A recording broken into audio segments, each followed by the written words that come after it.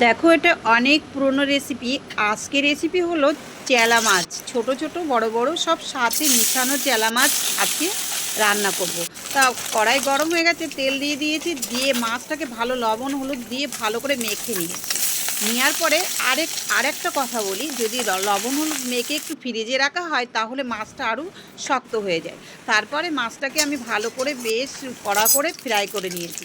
নেওয়ার পরে কড়াইতে মাছের তেলের ভিতরেই আবার কালো জিরে পেঁয়াজ দিয়ে দিয়েছি, আর কেটে রাখা লম্বা সরু সরু বেগুন দিয়ে আর পেঁয়াজ দিয়ে ভালো করে নাড়াচাড়া করে নিয়েছি।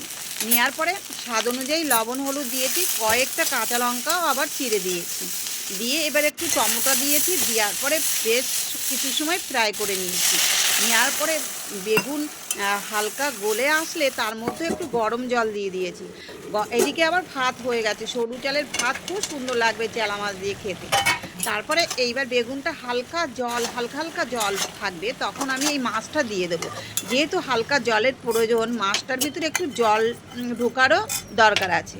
এইদিকে একটা পেন বসিয়েছি, পেনটা গরম হয়ে গেছে, তার মধ্যে প্রথমেই আমি ধনেটা একটু হালকা নেড়ে চেড়ে নিয়েছি।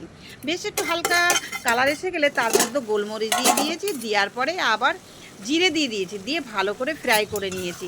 নেওয়ার পরে এদিকে আমার মাছটা বেশ বেগুনের মধ্য দিয়ে বেশ নাড়াচাড়া করে মাখা মাখা ভাব এসে গেছে।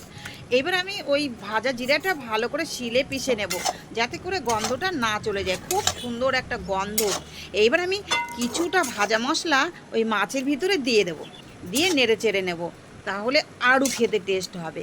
এইবার উপর থেকে মাছটা আমি নামিয়ে নেব। এবার উপর থেকে আবার এই ভাজা জিরে মশলাটা উপর থেকে দিয়ে দেব। দিয়ে এইবার আমি আপনাদেরকে আরও একটা সুন্দর জিনিস দেখাবো। যেমন এই মাছটা খেতে হয়েছে, এইবার আমি গরম গরম ভাতের সঙ্গে এই মাছটা পরিবেশন করব। খুব সুন্দর খেতে। আপনারা এইভাবে যদি রেসিপিটা বানিয়ে খান, খুব ভালো লাগবে খেতে, খুব সুন্দর।